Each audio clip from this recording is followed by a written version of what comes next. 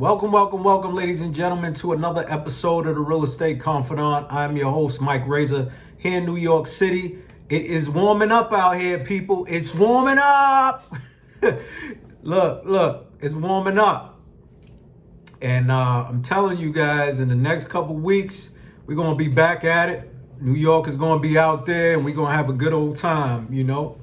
But listen. Let me tell you something.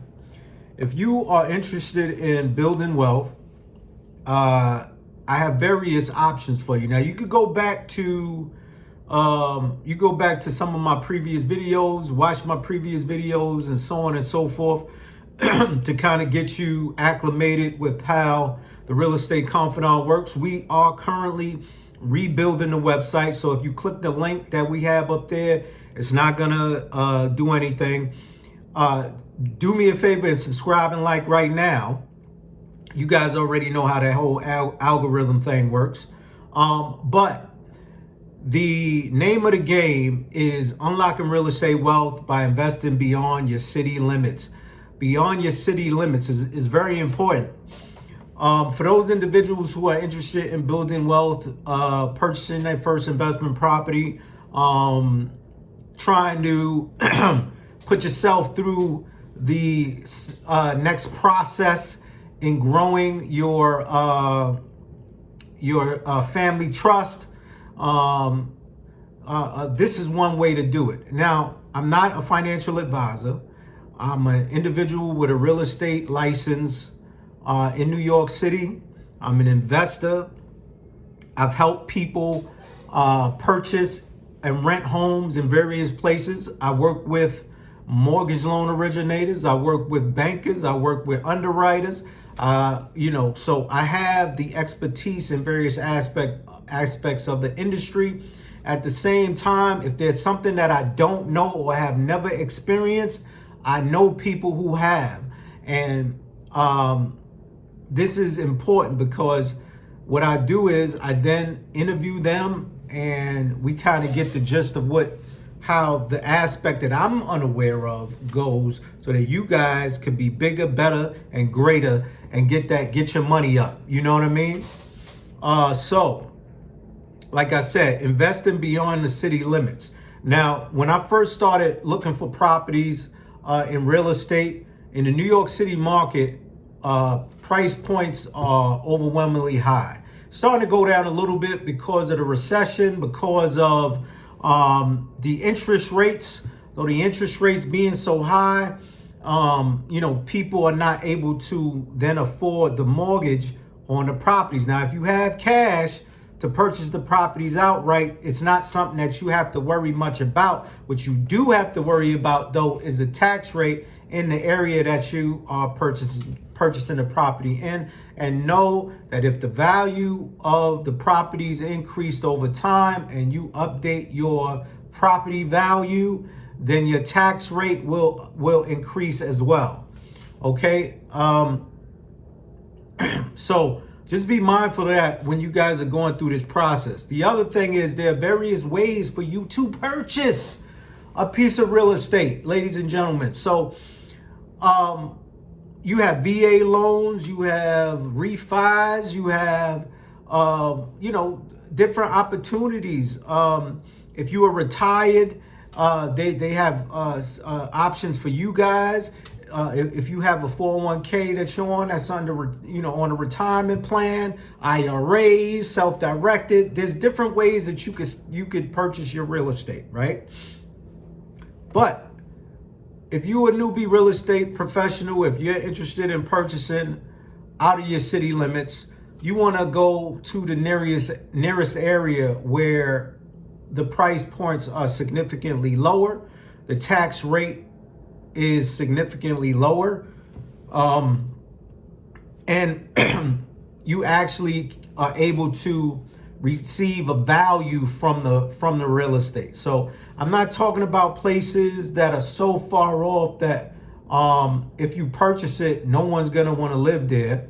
If you purchase it, it's not close to the city limits where you could go and get food or whatever. It takes you hours to end up, getting to the grocery store. Even though they have Amazon and all these other companies now that deliver food for you, whatever.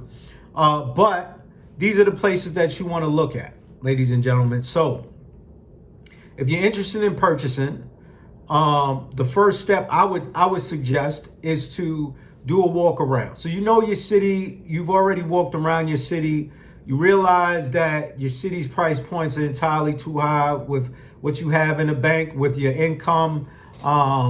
If you have a certain income, you are unable to get the mortgage that you need to purchase. So now you really want to build that wealth, right? You really building family wealth. I mean, you might be the only person in your family that's interested in doing it. You might be the only one.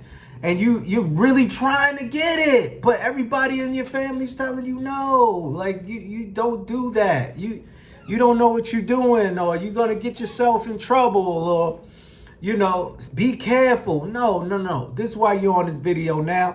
And then there's other people out there that you could also talk to about how to build yourself up, all right, to that next level. Okay. So, if you have a nest egg, maybe somebody passed away, or you just inherited something, some money. This is a great opportunity to get residual income. My suggestion is if you're going to go the real estate route, is to first start off with real estate investment trust, right? If you're building your nest egg, if you're building your family trust, you're going to have the trust, you're going to have life insurance, you're going to have, what else? A foundation that's nonprofit. You're going to have your own business. All this is going to correlate, because now we're talking about big business here, right? So what you want to do is you want to try looking up some properties in neighborhoods or counties that are out of where you live. For example, if you live in New York City, you want to try maybe Elizabeth, New Jersey. Maybe you want to try Trenton, New Jersey. Maybe you want to try Orange, Inglewood, various other places that are further either south or north. It just depends. If you're in New York, you could go north. If you go northern New York, then you might find something that's cheaper, maybe Albany. That kind of thing. But the point is for you to pinpoint the location that you feel best suits you financially, right? That's what you want to do. The second thing that you want to do, you want to look up the specific neighborhood or place that you think makes sense for you, right? Your lot and block area.